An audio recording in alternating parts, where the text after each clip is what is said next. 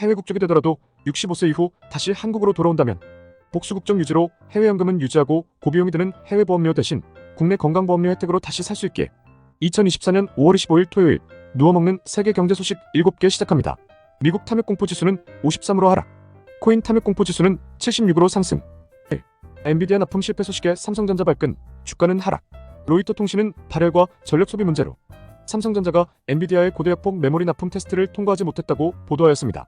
삼성전자는 즉각 입장을 내고 테스트는 순조롭게 진행 중이라며 납품 실패가 아니라고 반박하며 특정 시점에서의 테스트 관련 보도는 삼성전자의 이미지와 신뢰도를 훼손할 수 있다며 보도에 신중을 기해달라고 당부하였습니다. 최근 삼성전자는 빼앗긴 시장 주도권을 되찾기 위해 반도체 부문 수장을 전격 교체하고 차세대 메모리 양산에도 속도를 내고 있는데 두 번째 단체 행동에 나선 삼성전자 노조가 서초 사옥 앞에서 류진스님 등이 참석한 문화 행사를 열고 임금 협상과 올해 임금 인상안 재논의를 요구하고 있는 등 여러 상황이 겹치고 있다고 전하였습니다.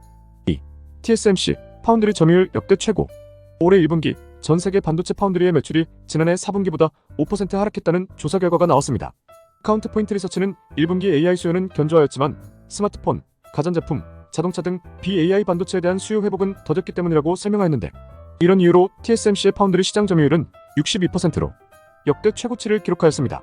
TSMC는 2028년까지 자사의 AI 반도체 수익이 연평균 50% 성장할 것이라 보도하였으며 AI 관련 수요는 강세지만 연산, 제어를 담당하는 로직 반도체 산업 등의 올해 성장률 전망은 10% 이상에서 10%로 하향 조정했다고 설명하였습니다.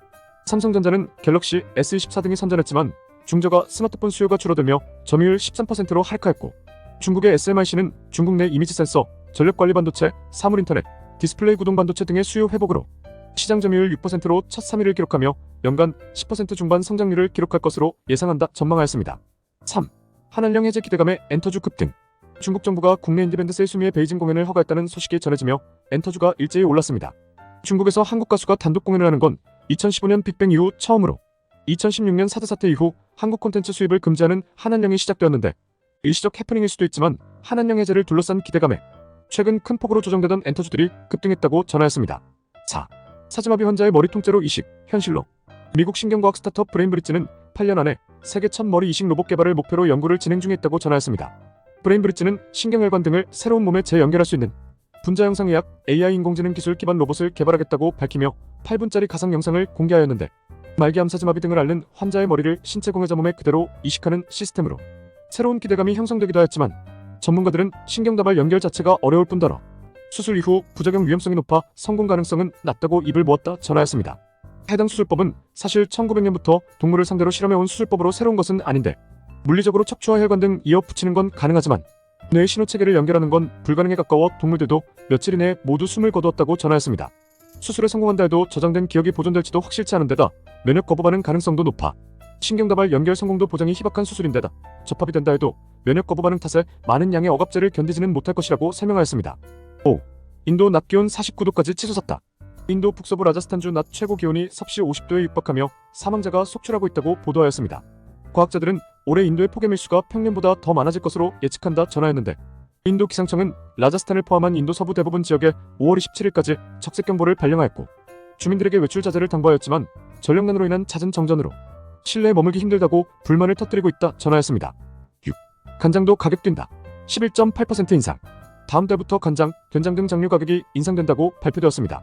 샘표식품의 장류 제품 가격 인상은 약 2년 만으로 평균 약 7.8%의 인상과 대표 제품인 샘표 양조 간장 500일 가격은 11.8% 인상된다고 밝힌 것인데 샘표식품의 지난해 간장 시장 점유율은 소매점 매출 기준 57%이며 22년 7월부터 간장 등 장류를 포함한 단순 가공식품에 정부가 부가가치세 면세 조치를 취하여 기업들이 부가가치세를 떠안다 보니 큰 비용을 치르게 되었고 이 면세 조치가 2023년 말 종료 예정에서 2025년 말 종료로 연장되며 가격 인상이 불가피하게 되었다 언급하였습니다. 주관적 칼럼 7. 결혼보다 동거를 선택하게 되는 구조. 만약 한쪽이 집을 갖고 있는 경우 반대쪽은 동거시 같이 살면서도 무주택 전세대출을 몰래 활용할 수 있어 이를 활용하는 경우가 늘고 있다 전하였습니다. 결혼을 하면 둘 다 유주택자가 되지만 하지 않는다면 한쪽은 무주택자라 청약의 혜택과 해당 목돈으로 대출금리보다 높은 곳에 넣어 이자 차익도 먹을 수 있기 때문인데 이후 애를 낳아도 미혼모의 혜택이 강해 계속 결혼 신청을 하지 않는 경우도 늘고 있는 상황이라고 합니다. 불법의 영역이더라도 이렇게 흘러간다는 건 정말 구조적으로 문제가 있다는 것이니 이제는 정부에서 정말 현실적인 제고와 토론들이 많이 시작되었으면 좋겠습니다. 오늘의 한 줄. 상속 후 부모가 자녀 대신 상속세를 내준다면 추가 세금이 있지만 유학이든 해외에 있든 법상 자녀가 비거주자가 되면 부모가 대신 납부할 경우 추가 세금은 없습니다. 해외 국적이 되더라도 65세 이후 다시 한국으로 돌아온다면 복수 국적 유지로 해외연금은 유지하고 고비용이 드는 해외 보험료 대신 국내 건강보험료 혜택으로도 다시 살 수 있게 300억까지 상속 비과세라는 미국 등 여러 루트로 국적을 옮기고 자산을 정리한 후 고령 때 한국으로 다시 옮겨오는 부유층들이 증가하고 있다고 합니다. 매일 누워먹는 경제 소식을 듣고 싶으시다면 구독, 좋아요 부탁드리겠습니다. 감사합니다.